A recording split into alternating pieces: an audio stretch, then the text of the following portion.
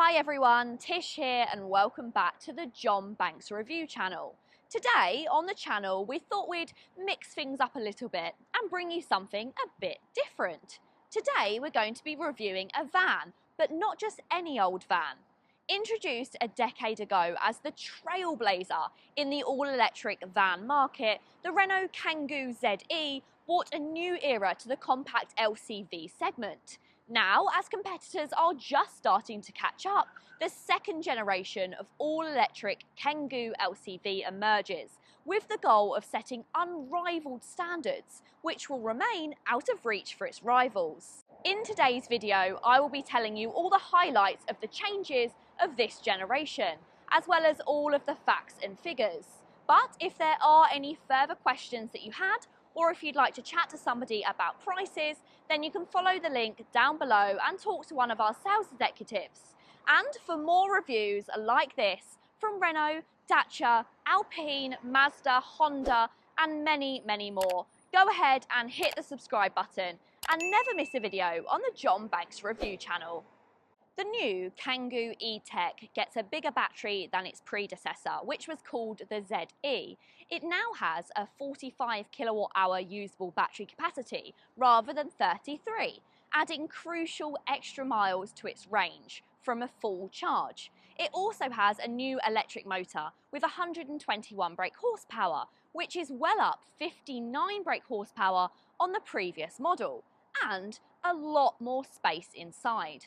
The vehicle is available in two different sizes, allowing buyers to select the model that best suits their needs.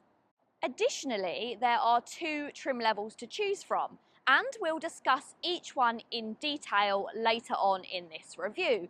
In addition to examining the vehicle's features, we'll also evaluate the driving experience and practicality of the new Kangoo E-Tech, helping you determine if this is a contender for your new electric van search.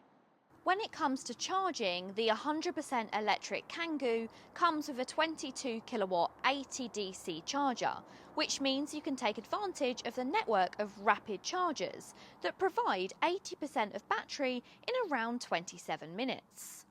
Boasting that larger 45 kilowatt-hour battery pack, the new Kangoo E-Tech offers an impressive WLTP claimed range of 186 miles, exceeding the capabilities of many of its competitors within this segment.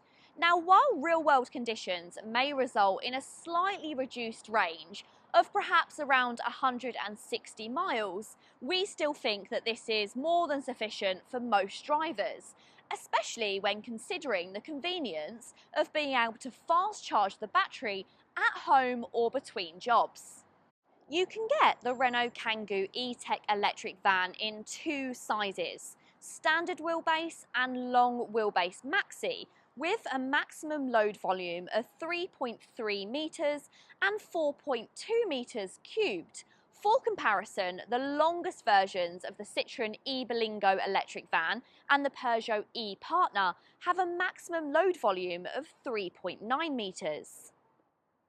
In terms of payload, the electric Kangoo models don't actually differ that significantly from their combustion counterparts. The standard van that I have here has a payload capacity of approximately 600 kilograms, whilst if you go for the longer wheelbase versions, they can accommodate up to 800 kilograms due to their higher plated gross vehicle weight. Additionally, Kangoo boasts an impressive towing capacity of up to 1,500 kilograms, suppressing that of many competing vehicles.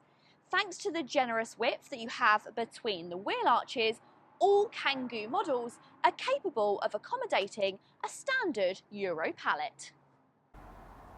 There are two versions of the Kangoo Electric, the entry-level Start model and the model that I have here, the Advance. The main difference that you'll find is that you have slightly upgraded interior seats on the Advance, which have this nice yellow stripe across the middle, and they are leather on the exterior, so they feel very good quality. You also get an 8-inch coloured touchscreen with Apple CarPlay and Android Auto on this Advance model. Now, if you go for the entry-level Start, you still get a radio screen, but it's more conventional, and it only comes with Bluetooth rather than having Apple CarPlay and Android Auto. For those people who hate climate control dials on the touchscreen, then I've got some great news. The Renault Kangoo still has physical climate control dials, and they're really easy to use whilst on the go. Of course, because this is an electric van, all versions get an automatic gearbox, but you also get an electronic parking brake if you go for the advanced model. Storage is fantastic. You've got a great centre console which has 2 cup holders and loads of storage options. You've also got somewhere behind the gear selector to be able to fit a mobile phone. You'll find door cards which are big enough to store a litre bottle of water. You've also got some additional storage behind the steering wheel and a good sized glove box which can fit plenty in. If that's not enough, you also have some overhead storage as well. There's also clever features on this Renault Kangoo Electric, including you've got the sun visor for the driver, but you've also got a sun visor with extra large mirror for the passenger. This mirror also doubles up as a rear view mirror to be able to see much more out of the side.